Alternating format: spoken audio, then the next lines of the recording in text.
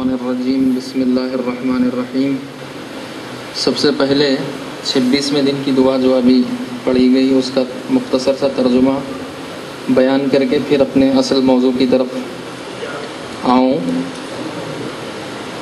اللہم اجعل سعی فیہ مشکورا، اے اللہ آج کے دن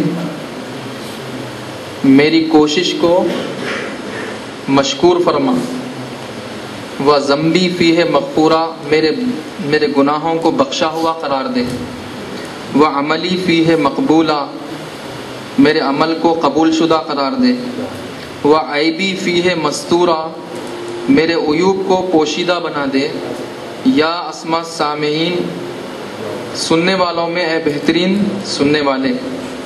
یہ 26ویں دن کی دعا جو ہر دن ماہ رمضان میں پڑھی جانے والی دعا ہے، پہلے دن کی دعا، دوسرے دن کی دعا، آج 26واں دن تھا تو 26ویں دن یہ دعا پڑھی گئی کہ جو ہے ہمارے کوششوں کو خدا قبول فرمائے اور ہمارے گناہوں کو خدا بخشے اور ہمارے عمل کو خدا قبول شدہ اور ہمارے عیوبوں کو مستور پوشیدہ بنا دے۔ اس دعا کے ترجمے کے بعد جو موضوع میں بیان کرنا چاہ رہا ہوں، جس موضوع پر گفتگو کرنا چاہ رہا ہوں وہ ہے دینی بھائیوں کے حقوق۔ سورہ حجرات کی آیت ہے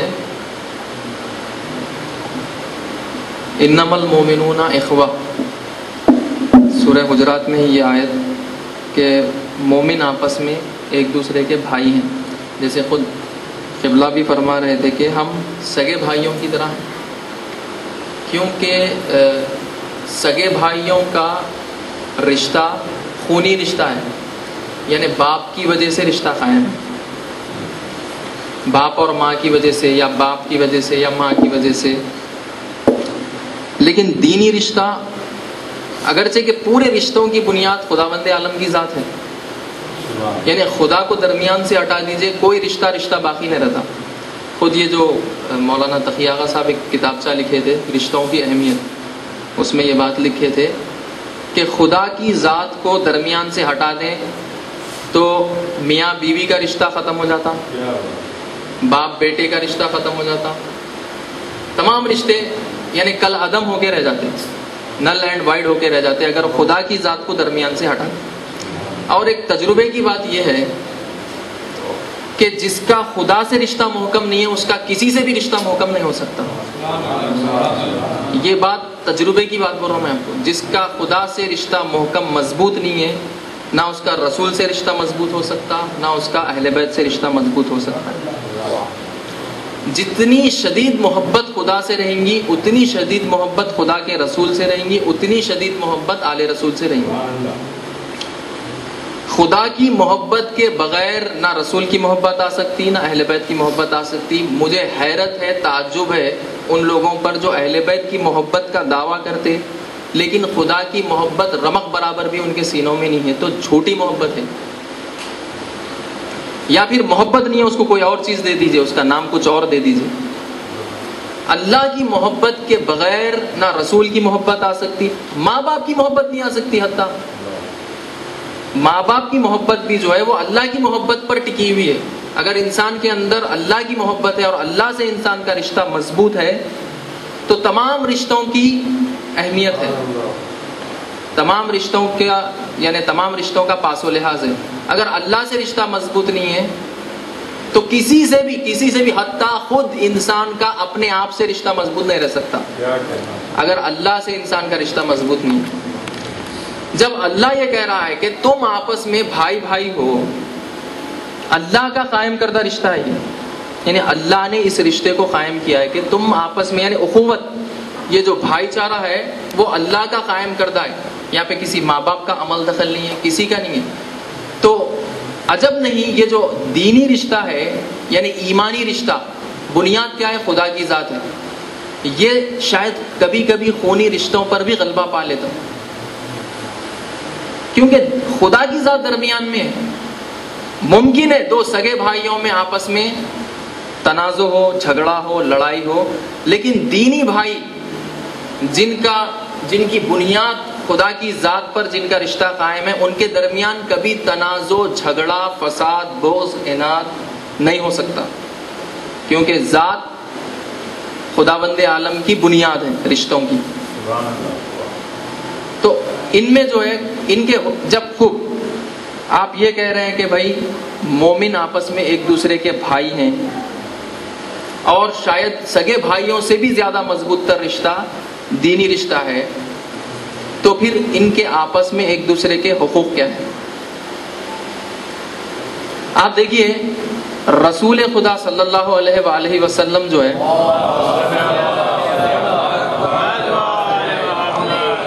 18 ذی الحجہ یوم غدیر کے دن نہ صرف اعلان ولایت فرمائے بلکہ انصار اور مہاجرین کے درمیان عقد اخوت بھی حضرت نے پڑھا. ایک دوسرے کے ہاتھوں میں ہاتھ دے کے مسلمان عقد اخوت پڑھے، اور وہ عقد اخوت مفاتی میں بھی ذکر ہوا ہے. تو میں چاہ رہا ہوں کہ وہ عقد اخوت کو ایک مرتبہ دہراؤں، اس کے بعد جو ہے پھر حقوق کی طرف جاؤں. کیا پڑھتے ہیں ہم عقد اخوت میں؟ معمولاً یہاں پہ رائج ہے یا نہیں ہے نہیں معلوم، ایران میں تو رائج ہے. عقد اخوت جو ہے عید غدیر کی جب نماز پڑھتے معمولاً، اس کے بعد جو ہے مومنین ایک دوسرے کے ہاتھ میں ہاتھ دے کے عقد اخوت پڑھتے، رائج ہے. ہاتھ دینا ہے نہ وہ ہاتھ دینا ہے. تو پہلا فقرہ دیکھیے، ملاحظہ فرمائیے کیا ہے عقد. دیکھیے عقد دو طرفہ ہوتا، جیسا نکاح ہے، نکاح بھی دو طرفہ عقد، یعنی ایک شخص ایجاب کرتا، ایک قبول کرتا. ایجاب و قبول واقع ہوتا، معاہدہ دو چیزیں، یعنی کیا بولنا چاہیے اس کو، بائی لیٹرل چیز ہے، وہ دو لوگوں کے درمیان ہے، وہ ایگریمنٹ سمجھ لیجیے. پہلا لفظ یعنی جو ایجاب کرنے والا ہے وہ کیا کہہ رہا ہے؟ وہ آخیتک فی اللہ ہے، میں اللہ کی خاطر تیرا بھائی بنا. فی اللہ ہے اللہ کی خاطر یا اللہ کی راہ میں. وہ آخیتک فی اللہ ہے، میں تیرا بھائی بنا اللہ کی راہ میں. وہ صافیتک فی اللہ ہے، یعنی میں اپنے دل کو صاف کر لیا تمام برائیوں سے، گندگیوں سے، تیرے بغض، عداوت، حسد، تمام باتوں سے میں اپنے دل کو صاف کر لیا اللہ کے لیے. یعنی تیرے تعلق سے میں اپنے دل کو صاف کر لیا ایک دم اللہ کے لیے. وصافحتک فی اللہ ہے، میں مصافحہ کیا، ہاتھ ملایا، کیونکہ ہاتھ پکڑا ہوا ہے اس وقت. میں مصافحہ کیا اللہ کی خاطر، میں تجھ سے مصافحہ کیا اللہ کی خاطر. دیکھیے حتیٰ یعنی یہ سبق سکھلایا جا رہا کہ مصافحہ بھی ہم ایک دوسرے سے جو کرتے وہ بھی اللہ کے لیے ہونا چاہیے، اللہ کی خاطر ہونا چاہیے. وَآحَدْتُ اللَّهَ وَمَلَائِكَتَهُ وَكُتُبَهُ وَرَسُولَهُ وَأَنْبِيَاءَهُ وَالْأَئِمَّةَ الْمَعْصُومِينَ عَلَيْهِمُ السَّلَامُ، میں نے خدا سے، اس کے ملائکہ سے، اس کی کتابوں سے، اس کے رسولوں سے، اس کے نبیوں سے اور ائمہ معصومین سے یہ عہد کیا ہے، یہ وعدہ کیا ہے. کس بات کا وعدہ کیا ہے؟ کس سے؟ کن کن سے؟ اللہ سے، ملائکہ سے، اللہ کی کتابوں سے، اللہ کے نبیوں سے، اللہ کے رسولوں سے اور ائمہ معصومین سے. میں نے وعدہ کیا ہے کس بات کا؟ الا انی ان کنت من اہل الجنہ، اگر اللہ مجھے اہل جنت میں سے قرار دے، یعنی مجھے جنت میں داخلہ دے دے اللہ، والشفاعت، اور مجھے شفاعت کا حق حاصل ہو جائے کہ میں میری سفارش سے کسی کو جنت میں داخل کیا جائے، وَأُذِنَ لِي بِأَنْ أَدْخُلَ وَالشَّفَاعَةِ وَأُذِنَ لِي بِأَنْ أَدْخُلَ الْجَنَّةَ لَا أَدْخُلُهَا إِلَّا وَأَنْتَ مَعِيَ، میں جنت میں داخل نہیں ہوں گا، جنت میں نہیں جاؤں گا میں مگر یہ کہ تجھے ساتھ لے کر. یہ کتنی بڑی بات ہے دیکھیے، یعنی ایک شخص اپنے دینی بھائی سے یہ بول رہا کہ میں اس وقت تک جنت، اگر اللہ مجھے یہ اجازت دے دے کہ میں جنت میں جاؤں، یعنی میں اہل جنت میں سے ہو جاؤں اور مجھے شفاعت کا حق حاصل ہو جائے، تو میں اس وقت تک جنت میں داخل نہیں ہوں گا جب تک تجھے لے کر نہ جاؤں جنت میں، یعنی تیرے ساتھ جنت میں جاؤں گا. دنیا میں ساتھ نہیں رہتے. دیکھیے آپ دنیا میں معمولی باتوں پہ جو ہے جھگڑے کر کے الگ ہو جاتے، لیکن جو اللہ کے لیے جو رشتہ قائم ہو رہا وہ یہ کہہ رہا ہے کہ میں جنت میں نہیں جاؤں گا اس وقت تک جب تک کہ تجھے لے کر نہ جاؤں. پھر جواب میں، یعنی یہ تو ایجاب ہو گیا، اب جواب میں جو شخص بیٹھا ہوا ہے اس کو کیا کہنا ہے؟ وہ کہہ رہا ہے قبل تو، یعنی یہ جو تیری تمام باتیں ہیں ان تمام باتوں کو میں قبول کر لیا. اس کے بعد کہہ رہا ہے اسقطت عنک جمیع حقوق الاخوہ ما خلا الشفاعہ والدعاء والزیارہ، جتنے حقوق میرے تیری گردن پہ ہے سب کو معاف کر دیا.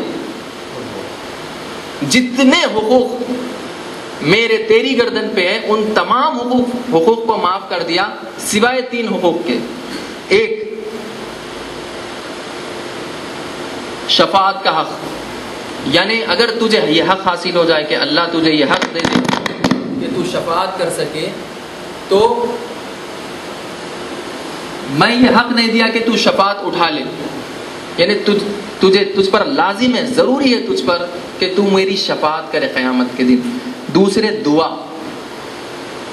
تمام حقوق اٹھا لیا لیکن دعا کا حق نہیں اٹھایا. دعا کرنا ہی ہے تجھے میرے متعلق، یعنی میرے حق میں دعا کرنا ہی ہے تجھے. تیسرا حق، تمام حقوق کو معاف کر دیا لیکن یہ حق کو معاف نہیں کیا. کون سا حق ہے وہ؟ زیارت، ملاقات. 3 چیزیں، شفاعت اور دعا اور ملاقات، یہ 3 حقوق کو میں معاف نہیں کیا. تمام حقوق جتنے تھے، پیسہ میری، یعنی اگر تیرا یعنی تو پیسہ باقی ہے مجھے تو میں معاف کر دیا وہ پیسہ، یا کوئی اور حق بھی باقی ہے پیسے کے علاوہ بھی، وہ تمام حقوق کو میں معاف کر دیا لیکن 3 حقوق کو معاف نہیں کیا. ایک، شفاعت کا حق، سفارش کرنے کا حق. تو قیامت کے دن میری سفارش کرنا، اگر اللہ تجھے اہل جنت میں سے قرار دے اور تجھے شفاعت کا حق حاصل ہو جائے تو قیامت کے دن میری شفاعت کرنا.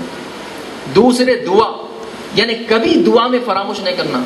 خدا بہتر جانتا واقعا جو لوگ دوسروں کے لیے دعا کرتے، اپنے مومن بھائیوں کے لیے، کبھی ان کی دعا رد نہیں ہوتی. کبھی، ہے نا؟ جناب فاطمہ زہرا سلام اللہ علیہا کے تعلق سے یعنی رات کا ایک بڑا حصہ گزر گیا، پڑوسیوں کے نام، دوسرے رشتہ داروں کے نام. تو امام حسن تعجب سے پوچھے کہ مادر گرامی، پوروں کے نام تو آپ نے لے لیا، ہمارا نام کہیں بھی نہیں آیا. یعنی اب تک جو آپ نام لے رہی ہیں رشتہ داروں کے، پڑوسیوں کے، انہی کے نام آپ لے رہی ہیں. تو اس وقت آپ نے کیا فرمایا تھا؟ الجار ثم الدار، پہلے پڑوسی پھر گھر والے.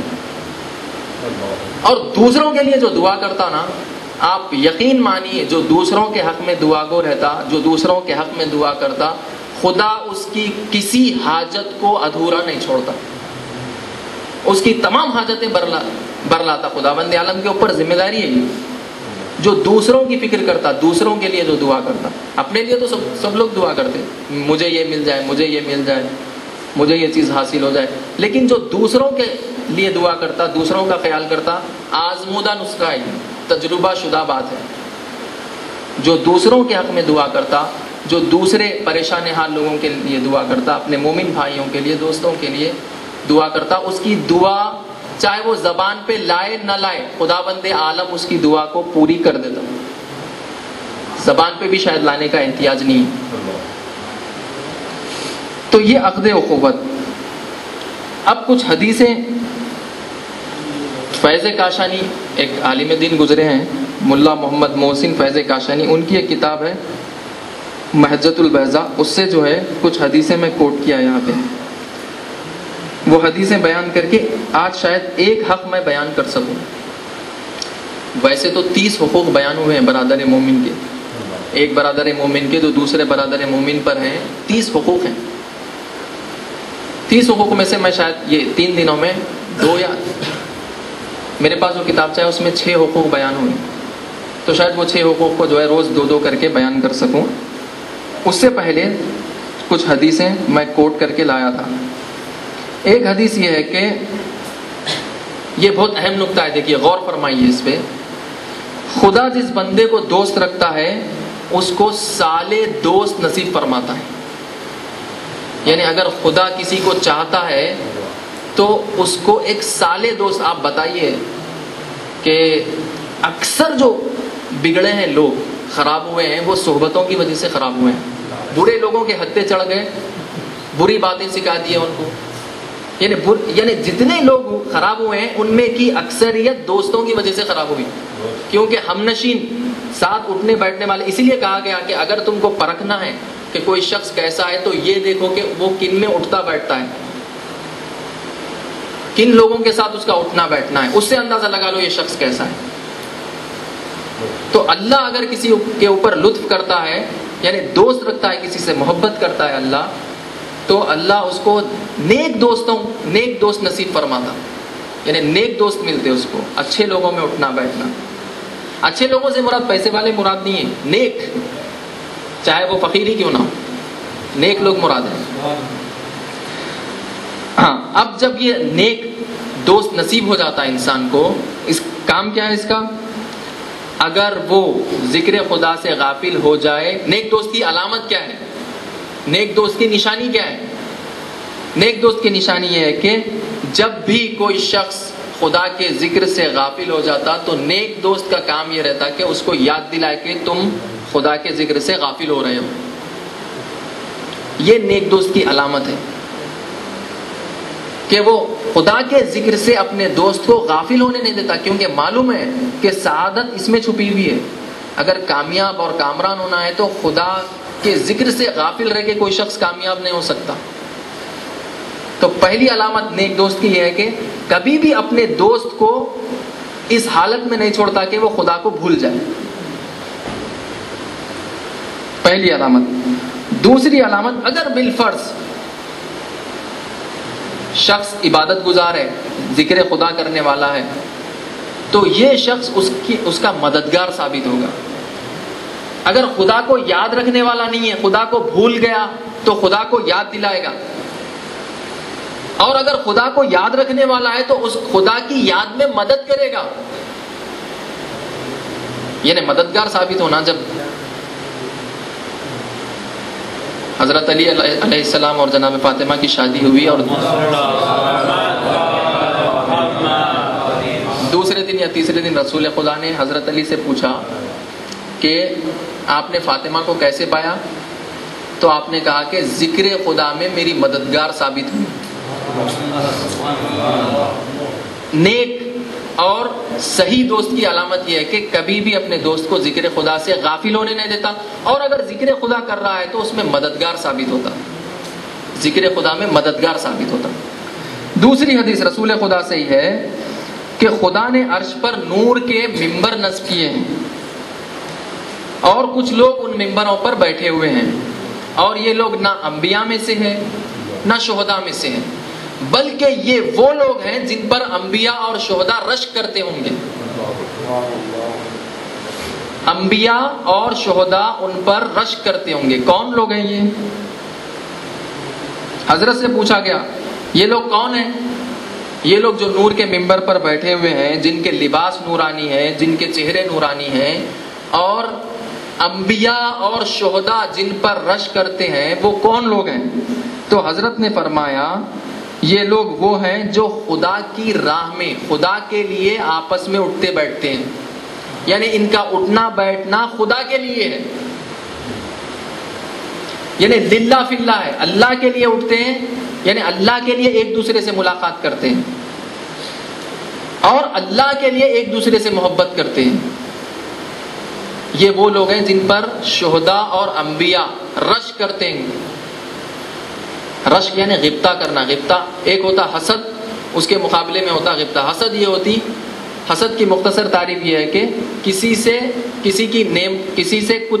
کسی کے پاس کوئی نعمت ہے تو اس نعمت کے چھن جانے کی تمنا کرنے کو حسد بولتے ہیں.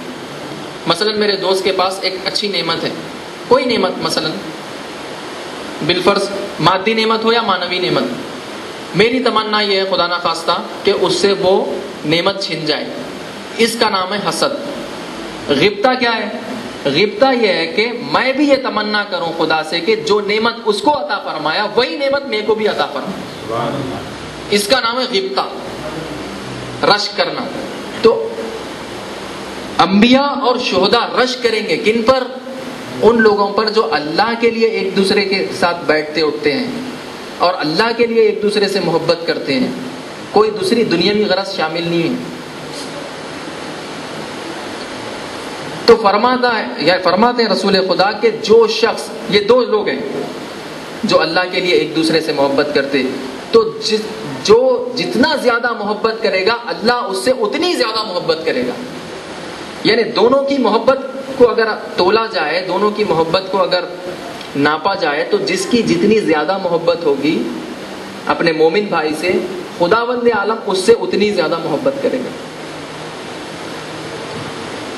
اور ایک حدیث میں رسول خدا صلی اللہ علیہ وآلہ وسلم فرماتے ہیں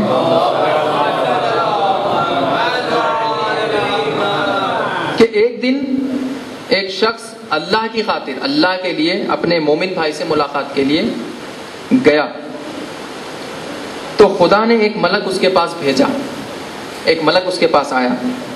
ملک آ کر اس سے پوچھنے لگا، اینا ترید، کدھر کا ارادہ ہے، کہاں جانا ہے، کس کے پاس جا رہے ہو؟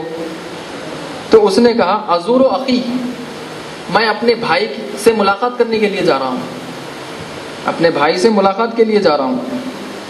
تو ملک نے پوچھا، کیا تم کو کوئی غرض ہے اس سے، یعنی کوئی چیز حاصل کرنا چاہتے ہو اس سے، کوئی چیز لینا چاہتے ہو اس سے؟ تو اس شخص نے کہا، نہیں، میری کوئی غرض نہیں ہے، کوئی چیز مجھے لینا نہیں ہے اس سے۔ تو اس ملک نے پوچھا، کیا تمہارے اور اس کے درمیان کوئی رشتہ ناتا ہے، کوئی رشتہ داری ہے؟ تو اس شخص نے کہا، نہیں، کوئی رشتہ داری نہیں ہے، میرے اور اس کے درمیان کوئی رشتہ نہیں ہے۔ یعنی رشتہ یعنی نسبتی رشتہ، کیا تمہارا چچا زاد بھائی ہے، ماموں زاد بھائی ہے، پھپھیرا بھائی ہے، خلیرا بھائی ہے؟ نہیں، کوئی رشتہ نہیں ہے۔ تو پھر اس ملک نے پوچھا، کیا کوئی چیز اس کی تمہارے پاس رہ گئی ہے جو تم اس کو لوٹانے جا رہے ہو؟ تو اس شخص نے کہا، نہیں، کوئی چیز اس کی میرے پاس نہیں ہے۔ تو پھر وہ ملک نے پوچھا، تو پھر کس لیے اس سے ملاقات کرنا چاہتا ہے، کس لیے اس شخص سے ملاقات کرنے جا رہا ہے؟ تو اس نے جواب میں کہا، احبہ فی اللہ، میں صرف اور صرف خدا کی خاطر اس سے محبت کرتا ہوں اور خدا کے لیے اس سے ملاقات کرنے کے لیے جا رہا ہوں۔ تو پھر اس ملک نے کہا کہ خدا نے مجھے تیرے پاس بھیجا ہے تاکہ میں یہ اعلان کر دوں، جس طرح تو اس سے محبت کرتا ہے خدا بھی تجھ سے محبت کرتا ہے، اور جنت کو تجھ پر واجب قرار دے دیا ہے۔ دیکھیے، کوئی غرض نہیں تھی، نہ اس سے کچھ مال حاصل کرنا تھا، نہ اس کا مال اس کے پاس تھا کہ اس کو جا کے لوٹائے، نہ کوئی رشتہ داری، نہ کوئی ناتا، صرف خدا کے لیے محبت کرا، خدا کے لیے ملاقات کرنے کے لیے گیا۔ تو خداوند عالم فرما رہا کہ جتنی محبت تو اس سے کرے گا اتنی ہی محبت میں تجھ سے کروں گا۔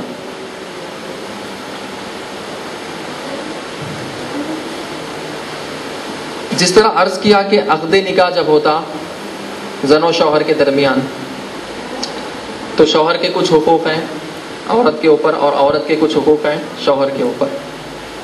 دونوں اگر ایک دوسرے کے حقوق کو نبھاتے رہے تو زندگی کی گاڑی صحیح چلتے رہے۔ جہاں پہ حقوق میں کوتاہی ہوئی، لڑائی جھگڑے فساد، آخر میں طلاق۔ ازدواجی رشتے میں تو طلاق پہ ختم ہو جاتی بات، لیکن اخوتی رشتہ، بھائی چارے کا جو رشتہ ہے، دینی بھائی چارگی جو ہے، اس میں اگر کوئی اونچ نیچ ہو جائے تو خط رحم ہو جاتا ہے، یعنی چھوڑ کے چلے جاتے رشتہ، آپس میں الگ الگ ہو جاتے۔ وہ حقوق جو ہمارے ایک دوسرے پر عائد ہیں وہ کون سے حقوق ہیں؟ تو پہلا حق ہے یعنی مال میں اپنے بھائی کے حصے کو قرار دینا، یعنی میرے پاس مال ہے، میرے پاس پیسہ ہے، تو اس پیسے میں اپنے بھائی کے حصے کا قائل ہونا، ایک دینی بھائی کے حصے کا قائل ہونا، یہ پہلا حق ہے۔ رسول خدا فرماتے ہیں، دو مومن بھائیوں کی مثال دو ہاتھوں کی طرح ہے۔ کیوں یہ مثال دی رسول خدا؟ تشبیہ بولتے نا اس کو، یہ تشبیہ کیوں دی؟ دونوں ہاتھوں کی تشبیہ کیوں دی رسول خدا؟ ایک ہاتھ ایک پیر کی بھی تو تشبیہ دے سکتے تھے، دو بھائی تم ایک ہاتھ اور ایک پیر کی طرح ہو، نہیں، کیونکہ ہاتھ اور پیر کے مقاصد الگ الگ رہتے ہیں، ایک جہت میں ایک وقت میں کام نہیں کرتے ہاتھ اور پیر، لیکن جب دونوں ہاتھ کام کرتے تو ایک مقصد کے لیے ایک مقصد کے لیے کام کرتے دونوں ہاتھ. اسی لیے رسول خدا مومنوں کی مثال، دو دینی بھائیوں کی مثال دونوں ہاتھوں کی طرح دی کہ تمہاری مثال یعنی دو مومن بھائیوں کی مثال دونوں ہاتھوں کی طرح ہے. مرحوم فیض کاشانی جو ہے اس نقطے کو 3 مرحلے میں بیان کرتے ہیں. پہلا مرحلہ کیا ہے؟ ایک مومن کا دوسرے مومن پر مال کے سلسلے میں جو حق ہے، کم ترین حق یہ ہے کہ ایک مومن دوسرے مومن، یعنی کم ترین حق کیا ہے ایک مومن کا دوسرے مومن پر؟ کہ میں خود کو اپنے مومن بھائی کا خادم سمجھوں. عورت ہے تو کنیز سمجھے، مرد ہے تو یہ سمجھے کہ یہ میں جو میرا مومن بھائی ہے میں اس کا نوکر ہوں، خادم ہوں.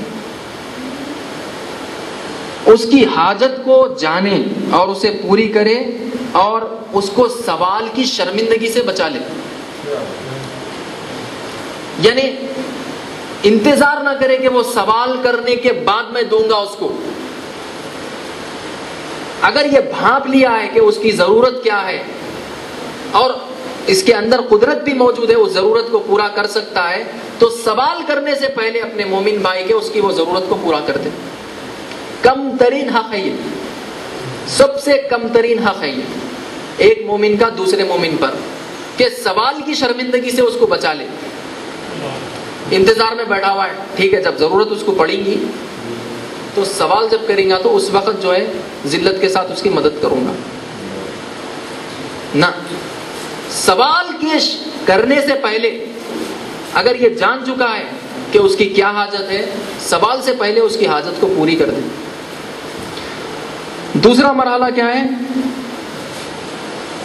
پہلا مرحلہ یہ تھا کہ اپنے کو خادم سمجھے، اپنے مومن بھائی کا خادم سمجھے، نوکر سمجھ کے اس کی خدمت کرے. دوسرا مرحلہ یہ ہے کہ خود اپنے جیسا سمجھے، یعنی جو چیزیں اپنے لیے پسند کرتا وہی اپنے مومن بھائی کے لیے پسند کرے. معمولاً یہ سخت کام ہے.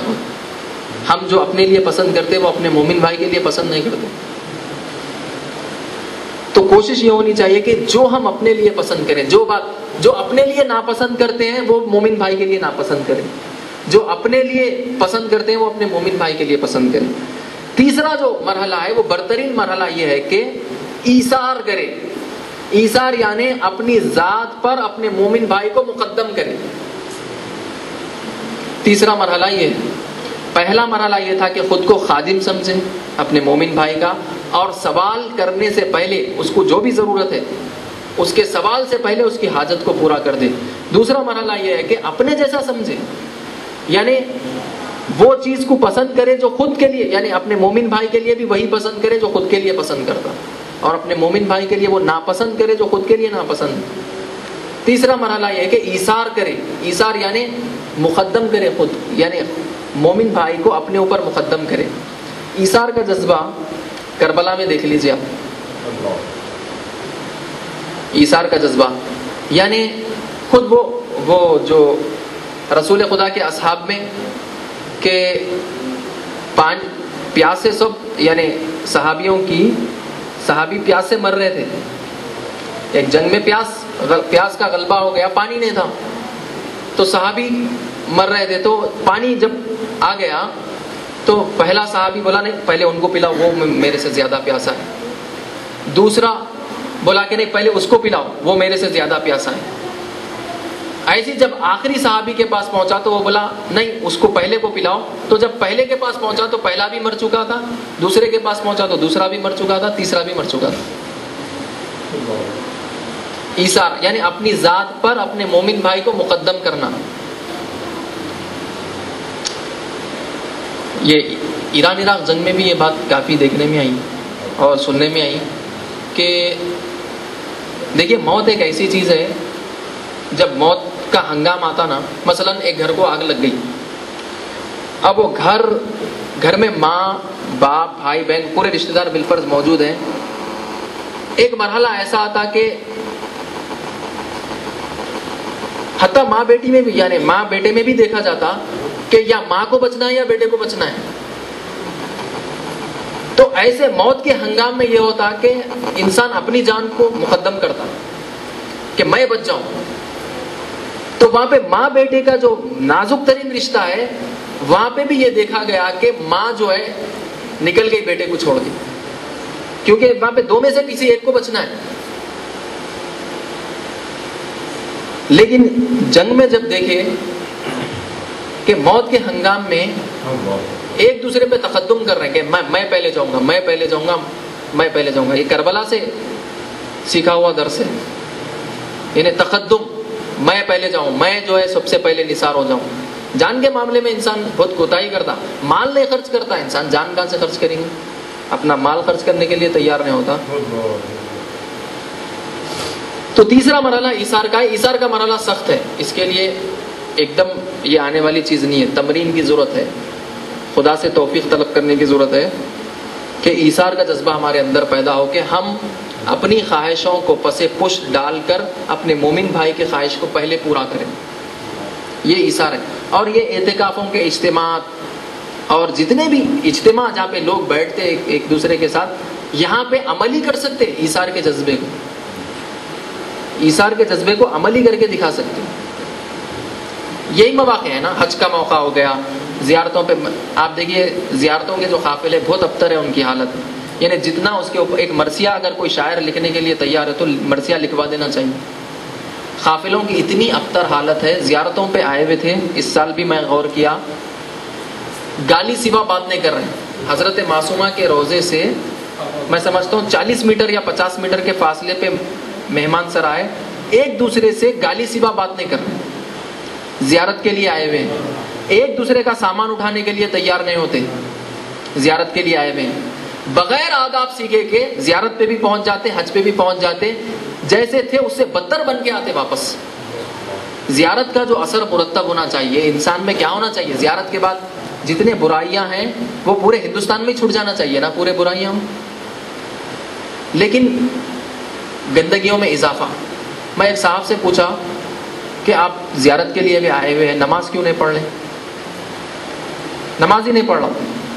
تو زیارت کے ویزے پہ تھوڑی، وہ نماز کے ویزے پہ تھوڑی آئے ہوئے، زیارت کے ویزے پہ آئے ہوئے. یہ بات دیکھیے، زیارت کے ویزے پہ آئے ہوئے ہیں، نماز کے ویزے پہ تھوڑی آئے ہوئے. نماز نہیں، گالی سوا بات نہیں، کوئی بڑے چھوٹے کا لحاظ نہیں. عورتیں موجود ہیں، باحجاب عورتیں موجود ہیں، ان کے سامنے فحش کلامی کر رہے ہیں ایک دوسرے کو. جیسا کہ میں کیا عرض کروں، بہت ہی رقیق بات کہہ رہا ہوں کہ زیارتوں کے لیے نہیں آئے، بہت ہی گندا کام اور رقیق کام انجام دینے کے لیے آئے ہوئے ہیں. گالی سوا بات نہیں کر رہے ہیں. آپ اندازہ لگائیے، یہ زیارتوں پہ آنے والے ہیں، کیا اثر لے کے جا رہے ہیں یہاں سے؟ میں پوچھا کربلا سے یہی اثر لے کے آئے کیا تم؟ خم آئے ہوئے تھے تو میں پوچھا کربلا سے یہی اثر لے کے آئے کہ گالی سوا بات نہیں کر رہے ہیں ایک دوسرے سے؟ ایثار کا جذبہ نہیں. یعنی میں یہ عرض کرنا چاہ رہا ہوں، قافلوں میں ایثار کے جذبے کی ضرورت رہتی، اس کے لیے ذہنی آمادگی کی ضرورت رہتی، اس کے لیے زیارت پہ جانے سے پہلے انسان کو تربیت ہونا پڑتا. یہیں پر اس کو یہ معلوم ہونا پڑتا کہ جو ہے میں زیارتوں پہ جا رہا ہوں، تکالیف کا سامنا ہے، لوگوں کا سامان بھی مجھے اٹھانا پڑے گا، لوگوں کی تھکن کے بعد جو مثلا ناگوار انداز میں کچھ تو بھی بول دیتے وہ برداشت کرنا پڑے گا. یہ تمام باتیں نہیں کہی جاتی. یہ قافلہ سالار جو حضرات رہتے ان کو پیسوں سے یعنی گویا ایک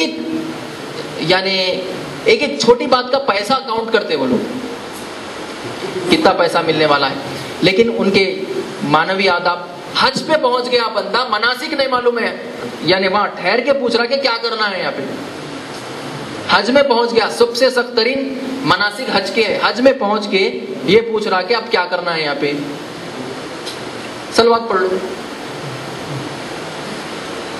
خدمت پہ رو اپنی، کیا کرنا ہے؟ کچھ بھی سیکھ کے نہیں آئے حج کا.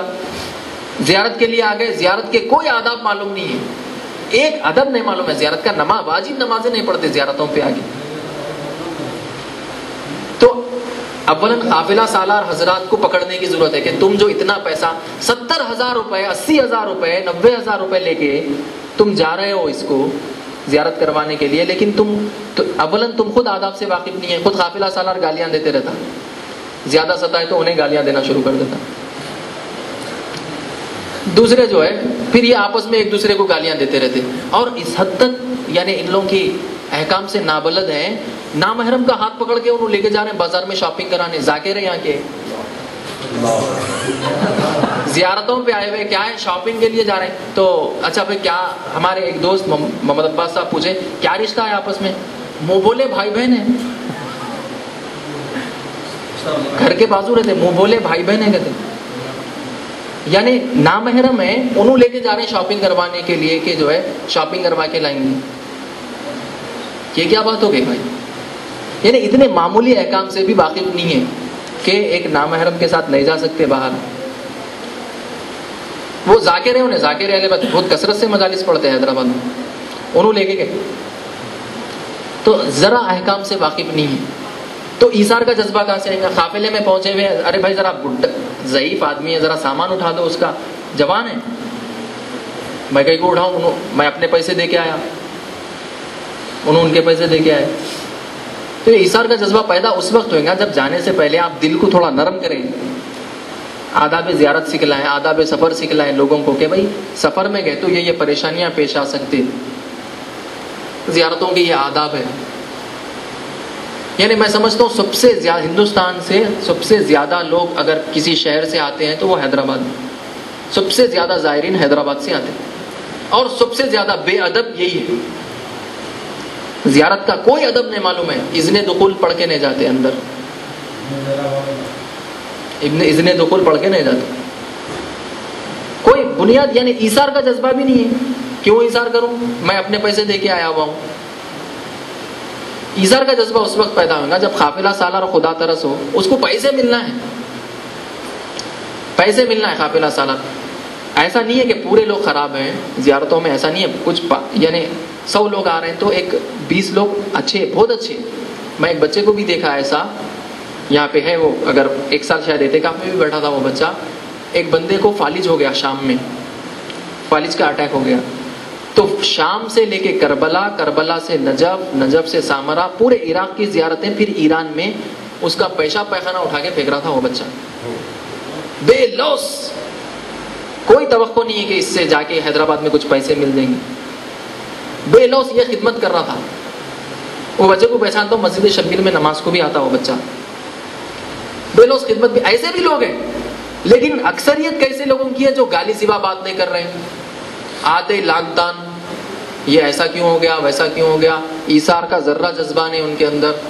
بھائی ایثار نہیں آیا, زیارتوں پہ بھی آ کے ایثار ہمارے اندر پیدا نہیں ہوا, تو پھر اب کون سی چیز ہے بتائیے مجھے جس کے بعد یہ ایثار کا جذبہ پیدا ہونے, کون سی چیز ہے؟ کوئی انجیکشن ہے دیتے ایثار, جو ہے ایثار کا انجیکشن دیتے ایثار آ جائے؟ ذرہ بڑے چھوٹے کا لحاظ نہیں, گالیاں, سامنے بیٹھ کے سگریٹاں پی رہے ہیں ایک دوسرے کے, چھوٹے بچے بڑے سب زیارتوں میں آئے ہوئے ہیں. تو یہ پیغام پہنچانے کی ضرورت ہے آگے قافلہ سالاروں تک بھی, اور جو ہمارے رشتہ دار زیارتوں پہ آتے ہیں ان کو یہ سمجھانے کی ضرورت ہے کہ بھائی اولاً ایک ایسے قافلہ سالار کا انتخاب کریں جو دیندار ہے, جو احکام سے واقف ہے, ہاں, اور یعنی تم کو بھی واقف کروائے. آپ دیکھیے حج کے ایام, یہ حج ہو گیا, حج ہوتے ہی 2 مہینے کے بعد آپ اخباروں میں ایڈس آنا شروع کر دیتے, ایڈس آنا شروع ہو جاتے, حج کیمپ بلکہ شروع ہو جاتا ہے اہل سنت کا. یعنی 10 مہینے پہلے, 8 مہینے پہلے تیاری شروع کر دیتے کہ حج کی تیاری کرنا ہے, حج کے احکام سخت ہے. ورکشاپس رکھ کے سمجھاتے کہ حج میں کیا کیا انجام دینا ہے, حج میں جانے سے پہلے کیسا بن جانا ہے انسان کو, حج سے آ کر کیسے زندگی گزارنا ہے, یہ سب باتیں بتلاتے. ہمارے پاس کوئی چیز نہیں ہے. 1 یا 2 سال تقی آغا صاحب ارینج کرے, حج پہ آتے ہی نہیں تھے, ایک آدمی آ کے استفادہ کرتا تھا جو حج پہ جانے والا ہے. ان کے علاوہ کوئی نظام ہی نہیں ہے. قافلہ سالار کو پرواہ نہیں ہے, اس کو پیسے آ گئے تو بس ہے. تو ایک نظام بنانے کی ضرورت ہے, قافلہ سالاروں کو متوجہ کرنے. میں ایک مقالہ بھی لکھا تھا اس سلسلے میں کہ آداب سفر, بنیادی آداب سفر سے واقف نہیں رہتے ہمارے زائرین, تو وہ لوگ آداب زیارت تو دور کی بات ہے. سفر میں ایک دوسرے کے ساتھ کیسا رہنا. بغل تقی آغا صاحب کے مینا میں ایک دوسرے کا منہ پھوڑ لیا ہمارے حیدرآباد, مینا جیسے مقام پر, مینا جیسے مقام پر. اور کربلا میں بھی ہوا, کربلا میں روزے کے سامنے ٹھہر کے ایک دوسرے کو گالیاں دے دی. امام حسین کے روزے کے صحن میں ٹھہر آ کے نقل بھی کرتے, وہ قم میں آ کے بولتے ایسا وہاں پہ لڑائی ہو گئی, انہوں فلاں کو گالیاں دے دیے, تو انہوں بھی ان کو گالیاں دے دی, افتخار کے ساتھ سنا. تو یہ چیز اس وقت تک پیدا نہیں ہوگی جب تک، پہلے سنتا تھا میں بزرگوں سے کہ جب زیارتوں سے آ گئے، کیسا ہی سخت دل کیوں نہ ہو، کیسا ہی فاسق کیوں نہ ہو، آ کے ذرا نیوڑا کے رہتا تھا. نہیں بھائی اب زیارتوں سے آ گئے، اب ذرا سنبھل کے رہنا ہے، کیونکہ پھر اب زیارتوں کا موقع ملتا نہیں ملتا، اس اسنا میں موت آ گئی تو موت کا خوف ختم ہو گیا، آخرت کا خوف ختم ہو گیا. موت کو تو بھلا دیے، خدا کی قسم دیندار طبقہ ہی بھلا دیا موت کو، تو وہ جو بے دین ہے ان کو تو چھوڑ ہی دیجیے. موت کو جو بھلا دیتے نا، موت کا خوف جن میں سے، یعنی جواب دہی کا خوف جن سے ختم ہو جاتا، بڑے سے بڑا گناہ کی توقع ان سے کر سکتے آپ. کچھ بھی کر سکتا وہ شخص جو موت کو بھلا دیا. موت سے ڈرنے کا مطلب یہ نہیں ہے کہ موت کا خوف نہیں کہہ رہا ہوں میں، مومن تو کبھی موت سے ڈرتا ہی نہیں، ہمیشہ آمادہ رہتا مومن موت کے لیے. میں یہ کہہ رہا ہوں کہ جواب دہی، خدا کے سامنے کیا جواب دیں گے، یہ جواب دہی کا خوف ختم ہو گیا ہے، آخرت کا خوف ختم ہو گیا. جب موت کا خوف ختم ہو جاتا، کچھ بھی توقع کر سکتے آپ وہ انسان سے، بلا وجہ قتل بھی کر دے سکتا، کچھ بھی کر سکتا وہ شخص. اور بڑے پیمانے پر اجتماعی طور پہ شیعہ قوم سے حیدرآباد کی مخصوصاً موت کے خوف کو بھلا دیا گیا ہے. موت کا خوف بھلا دیے گئے. یعنی پہلے تو بھی، یعنی جو ایصال ثواب کی مجلسیں ہوتی تھی، اس میں رسمی طور پہ تو بھی موت کا ذکر ہوتا تھا، ذرا موت کے لیے آمادگی کیجیے فلاں یہ وہ. اب وہ رسمی طور پر بھی برائے نام جو جملے کہے جاتے تھے وہ بھی نہیں کہے جا رہے. موت کا خوف بھلا دیا گیا. جب موت کا خوف بھلا دیں گے، نتیجہ یہ ہوگا کہ بے باک ہو جائیں گے، بلا وجہ کے ایک دوسرے کو قتل کر لیں گے. خدا کا خوف اٹھ گیا، موت کا ڈر اٹھ گیا، تو یہی ہونے والا. المختصر، مومن کے 3 حق ہیں ہمارے اوپر. ایک یہ ہے کہ ہم مومن کو خود کو ہم مومن کا خادم سمجھیں. دیکھیے معاشرے پاکستانیوں میں بعض دیکھنے میں آتی ہے یہ چیز، ایرانیوں میں بھی ہے، عراقیوں میں بھی ہے.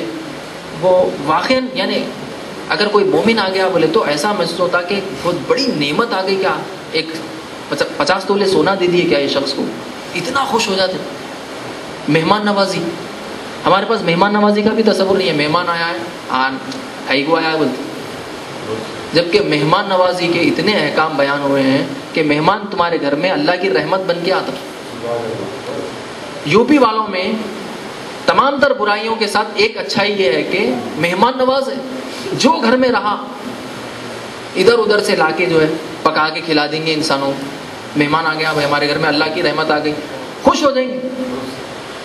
ہمارے پاس وہ بھی نہیں ہے، ایک معمولی چیز مہمان نوازی، خدا کی خوشنودی کے لیے کہ مہمان آیا ہوا ہے گھر میں، چلو کچھ ضیافت کریں گے، اس کو کچھ کھلائیں گے پلائیں گے، اس کو خوش کرے تو خدا خوش ہوتا. مہمان نوازی جو معمولی چیز ہے وہ بھی ختم ہوگی. پہلا حق یہ ہے کہ ہم اپنے کو خود کو مومن کا خادم سمجھیں. دوسرا حق یہ ہے کہ اپنے جیسا سمجھیں کہ جو چیز مجھے پسند ہے وہی مومن کو اس کے لیے پسند کریں. تیسری چیز یہ ہے کہ ایثار کا جذبہ پیدا کریں، مقدم قربانی دے، مومن کے لیے قربانی دے، قربانی کا جذبہ اپنے اندر پیدا کرے عملی طور پہ. بھائی کربلا میں آپ دیکھیں گے اصحاب ایک دوسرے پہ سبقت، مرنے میں کوئی سبقت کرتا، ارے جتنی دیر صبر کر لیے ٹھیک ہے، شاید بچنے کا چانس کوئی نکل جائے، لیکن مرنے میں سبقت ہے ایک دوسرے پہ، نہیں تم پہلے نہیں میں پہلے جاتا ہوں. تو ایثار کا جذبہ ضروری ہے. چوتھے امام زین العابدین علیہ السلام،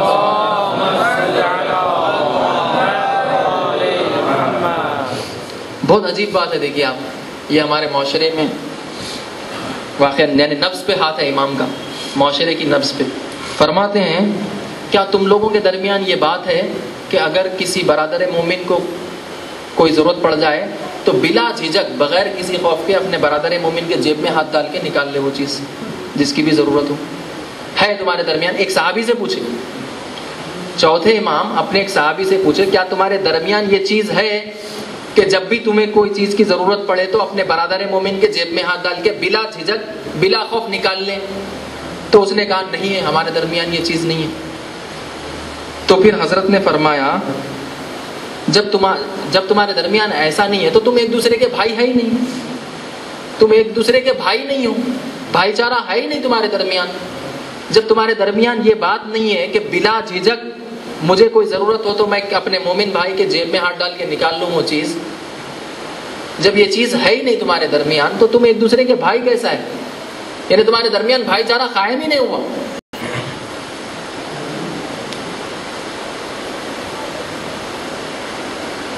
یہ بولے تو کر لیتے دانش والے.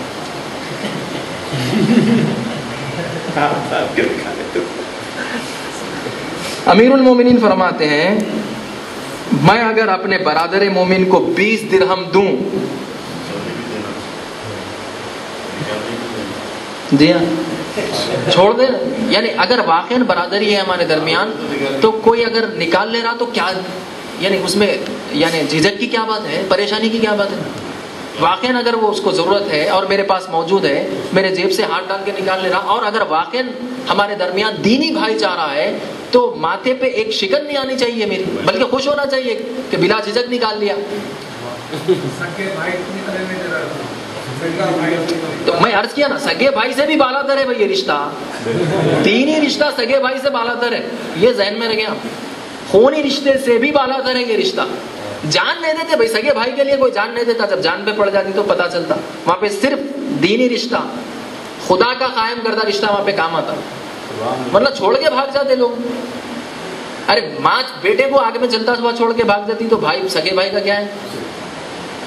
امیر المومنین فرماتے ہیں میں اگر اپنے برادر مومن کو 20 درہم دوں اور مساکین کو 100 درہم دوں تو میرا 20 درہم اپنے برادر مومن کو دینا یہ فضیلت رکھتا اس 100 درہم پر.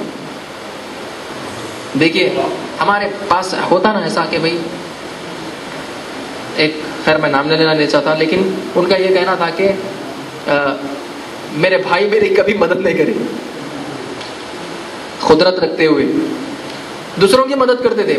کوئی مسکین آ گیا، کوئی فقیر آ گیا، ٹھیک ہے، ان کی مدد کرتے تھے، لیکن بغل میں اپنے جو ہے یعنی اپنا ایک حاجت مند بھائی موجود ہے، لیکن زبان پہ لا نہیں سک رہا، بھائی کو اپنے نہیں بول سک رہا، کہ یعنی سوال نہیں کر رہا بھائی سے کہ میری کوئی حاجت ہے، لیکن پورے مساکین میں تقسیم ہو رہا پیسہ، اپنے سگے بھائی میں کچھ بھی نہیں ہے. تو حضرت فرما رہے ہیں کہ میں اپنے برادر مومن کو 20 درہم دینے پر فضیلت دیتا ہوں اس 100 درہم پر جو میں مسکینوں میں تقسیم کروں. 100 درہم پر 20 درہم کو فضیلت دیتا ہوں جو میں اپنے برادر مومن کو دوں. اور ایک جگہ فرماتے ہیں خود امیر المومنین اگر میں ایک سا کھانا پکاؤں اور اپنے مومن بھائیوں میں تقسیم کروں اور وہ اسے کھائیں، میرے نزدیک یہ کام ایک غلام کو آزاد کرنے سے بہتر ہے، محبوب تر ہے. ایک سا یہ شرعی اصطلاح ہے، شرعی میزان ہے. سا یعنی وہی 3 کلو جو فطرے کے لیے ہے. 3 کلو جو ہے فطرہ 3 کلو نکالنا ہے نا، ہر نفر پہ 3 کلو وہ غذا جو زیادہ تر آپ کھاتے ہیں. تو حضرت فرما رہے ہیں اگر میں ایک سا کھانا پکاؤں، 3 کلو کھانا پکاؤں اور جو ہے اس کو میں اپنے مومن بھائیوں میں تقسیم کروں، یہ ایک سا کھانا کھلا کر اپنے مومن بھائیوں میں تقسیم کرنا ایک غلام کو آزاد کرنے سے بہتر ہے.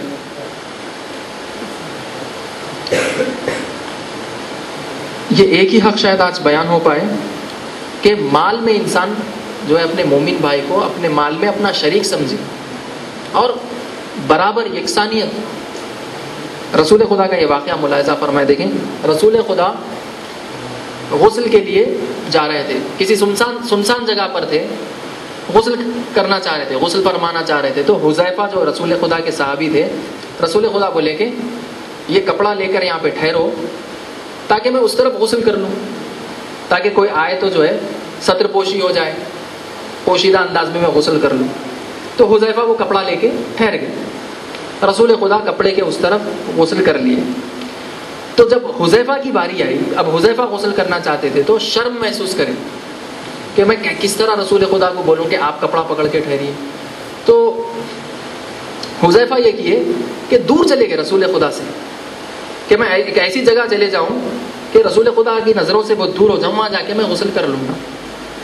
تو رسول خدا وہاں پہنچ کے بولے کہ نہیں، سزاوار نہیں ہے. کپڑا پکڑ کے ٹھہر گئے وہاں پہ حذیفہ کے لیے کہ میں پسند نہیں کرتا کہ جو کام تم میرے لیے کرو میں تمہارے لیے نہ کروں. تو کپڑا جب تک حذیفہ غسل کرتے رہے رسول خدا کپڑا پکڑ کے ٹھہرے ہوئے. یعنی یکسانیت اپنے مومن بھائی کو, یعنی رسول خدا جیسی شخصیت ہے بھی نا. ایک واقعے میں کہ جب یہ لوگ رسول خدا اپنے چند اصحاب کے ساتھ جنگل کی طرف گئے تو وہاں پہ سب لوگ مل کے یہ سوچے کہ کچھ پکا کے کھایا جائے, بکرا ذبح کیا جائے. تو اصحاب بولے کہ ایک صحابی بولے میں بکرا ذبح کر دیتا ہوں, ایک صحابی بولے ٹھیک ہے میں اس کی کھال اتار دیتا ہوں, ایک صحابی بولے ٹھیک ہے میں اس کو پکا دیتا ہوں. سب میں کام تقسیم ہو گیا.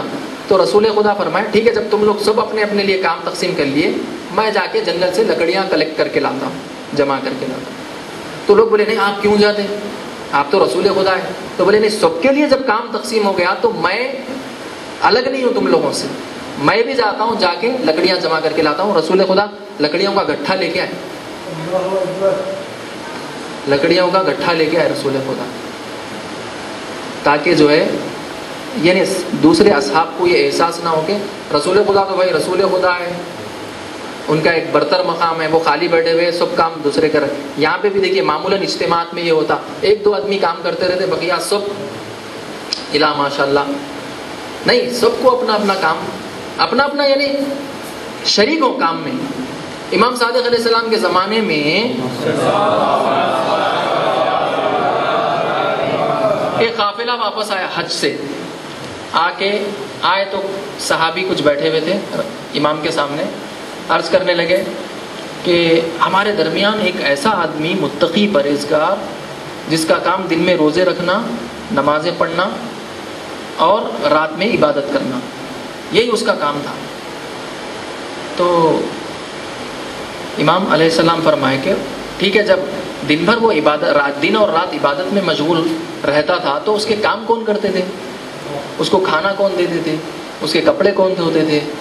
تو بولے وہ تو ہم کرتے تھے کیونکہ عبادت گزار ہے نا وہ. تو بولے تم لوگ افضل ہو اس سے, تم لوگ اس سے افضل ہو. جو شخص اپنا کام نہیں کر کے عبادتوں میں بھی لگا ہوا ہے تم لوگ افضل ہو, تم بہتر ہو اس سے. اس میں کیا فضیلت ہے, اس کے اندر کیا فضیلت ہے؟ تو ایک بات جو ہم کو سمجھ میں آ رہی ہے وہ یہ کہ پہلے تو اعتماد بحال کریں, ہم ایک دوسرے میں, ایک دوسرے پہ اعتماد کریں. اعتماد ہمارے اندر ختم ہو گیا, ایک دوسرے کا اعتماد, ایک دوسرے پہ بھروسہ کریں. بھائی یہ خائن نہیں ہے, یہ شخص میرا خیر خواہ ہے, یہ شخص میرے سے نیکی چاہ رہا ہے. یہ شخص مثلا ہم لوگ معمولاً جو اچھے جو باتیں کر کے جو دعوت دیتے ان کے اوپر بپھرتے, ارے یہ کیا بات ہے, جب دیکھو تم نماز کو بلاتے رہتے, جب دیکھو روزہ رکھو, جب دیکھو کچھ نیکی کی بات کرتے رہتے. کیا تو بھی اگر نیکی کی وجہ سے اس کو فکر ہے, تو ہماری فکر ہے اس شخص کو, وہ یہ چاہ رہا کہ ہم جو ہے گمراہی کے گڑھے میں نہ گرے, وہ ہمارا خیر خواہ ہے. ہم یہ سمجھے پہلے اعتماد بحال کریں, ہم ایک دوسرے پہ بھروسہ کریں کہ یہ شخص خائن نہیں ہے. آپ کو میں ایک واقعہ سناتا ہوں, دنگ رہ جائیں گے سن کے, کتنا اعتماد کرتے تھے لوگ ایک دوسرے پہ. ایک عالم کو کوئی سفر درپیش ہوا, کہیں جانا پڑا, پتہ نہیں حج کو جا رہے تھے یا زیارتوں کو جا رہے تھے.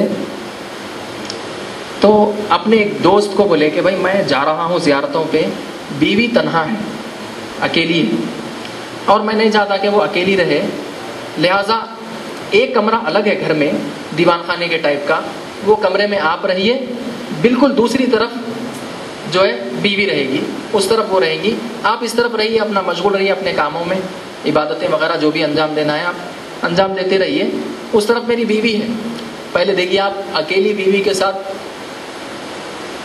کوئی چھوڑ کے جاتا؟ اعتماد کی بات کروں میں, اعتماد بتانا چاہ رہا ہوں, کتنا اعتماد کرتے تھے ایک دوسرے پہ. تو وہ بھی قبول کر لیے, وہ بولے ٹھیک ہے میں ساتھ رہتا ہوں, کوئی مشکل نہیں ہے, اور جو بھی ضرورت رہی بازار سے کچھ سودا وغیرہ لا کے دینا رہا میں لا کے دے دیتا ہوں. ایک دن یہ ہوا کہ جو عالم دین گھر میں تھے وہ تو سفر پہ چلے گئے, جو عالم دین گھر میں تھے, کیونکہ ایران میں معمولاً جو گھر ہے ہاؤس, معمولاً یہاں پہ بھی تھا ایک زمانے میں, ہر گھر میں ہاؤس بنا ہوا رہتا تھا, کیونکہ کور پانی ہے نا, ہاؤس رہتا تو کور رہتا تھا, تو وہ پریشانیاں نہیں ہوتی تھی. کوئی چیز نجیس ہو گئی تو فوراً جو ہے اس کو پاک کرنے میں آسانی رہتی تھی. ہاؤزاں ایسے بناتے تھے, یہاں پہ بھی تھے, میں خود بھی اپنے زمانے یعنی بچپنے میں دیکھا ہوں گھروں میں ہاؤس تھے. تو یہ हाउस पे वुजू करने के लिए उतरे, ऊपर से 3-4 सीढ़ियाँ उतर के हाउस की मुंडेर पे बैठ के वुजू करने के लिए क्या करें, आस्तीनों को उल्टे अपने, तो मसल्स उनके बहुत अच्छे थे, आस्तीनों को उलट के वुजू कर रहे थे। वो औरत जो आलिम दीन की बीवी थी खिड़की से देख रही थी, तो देखी तो क्या हुआ, यानी ये मसल्स पे फिदा हो गई, उनके मसल्स देख के फिदा हो गई। तो खैर ये तो वुजू करके घर कमरे में चले गए, जाके नमाज पढ़ के बैठे हुए थे। तो आप देखिए जुलेखा की तरह वो लाके अपने आप को पेश कर दी वो आलिम के सामने, गुनाह की दावत। तो खुदा के खौफ से एक मरतबा लरस के बाहर शायद निकल के चले गए। तो वापस वो आलिम दीन आए, फिर जो गए हुए थे बाहर, जो छोड़ के गए हुए थे, आए तो हत्ता ये जब आए वापस तो इसका यानी उनकी बीवी का जो वाक़या है वो वाक़या तक अपने दोस्त में जिक्र नहीं की कि ऐसा वाक़या पेश आया, लेकिन महफूज रहे, कोई गुनाह का काम अंजाम नहीं हुआ। वो फिर उन्हें भी पशेमान होके चले गई। लेकिन जब शौहर वापस आए तो उन्हें ये वाक़या सुने कि आप जिस आदमी को छोड़ के गए थे वाक़यान काबिल एतमाद शख्स है, मैं अपने आप को पेश कर दी, उसके बावजूद भी वो शख्स मुझे हाथ नहीं लगाया। तो इस तरह का एतमाद हमारे दरमियान में है एक दूसरे के ऊपर। मामूली बातों पे हमारे दरमियान में एतमाद नहीं है, एक दूसरे के ऊपर भरोसा नहीं करते। एक दूसरे के ऊपर भरोसा करने की जरूरत है। भरोसा उस वक्त आएगा जब मुझे यकीन हो जाए कि ये शख्स कभी जिंदगी में धोखा नहीं दे सकता, मर जाएगा लेकिन धोखा नहीं देगा, उस वक्त ये बात पैदा होती है। और वो खुदा के ऊपर मजबूत ईमान के नतीजे में ये चीज़ पैदा होती है। अगर वो आलिम दीन कमज़ोर ईमान का हामिल होता फौरन फिसल जाता। लेकिन कैसा हिफाजत करा नामूस की, अपने दोस्त की। तो हम लोगों को भी चाहिए कि एक दूसरे पे एतमाद, भरोसा, एक दूसरे पे भरोसा करें। भरोसे के नतीजे में कई फवायद है उसके। फिर जान देने में इंसान को, हत्ता अपने दोस्त के ऊपर से अपनी जान को भी मुकद्दम करने में इंसान के लिए कोई सोचने की बात नहीं रहती, फौरन बिला दरीग आगे बढ़ जाता। तो एक पहला काम यह है कि हम एक दूसरे पे भरोसा करें कि भाई ये मेरा खैरखा है, ये बदनीयत आदमी नहीं है, ये मेरे को नुकसान नहीं पहुंचा सकता। ये चीज अगर हमारे दरमियान में पैदा हो गई, कभी हमारे दरमियान कोई झगड़ा, बोझ, इनाद, कोई चीज पैदा नहीं होती। आज भरोसा खत्म हो गया, एक दूसरे पे से भरोसा उड़ गया। भरोसे को बहाल करने की जरूरत है।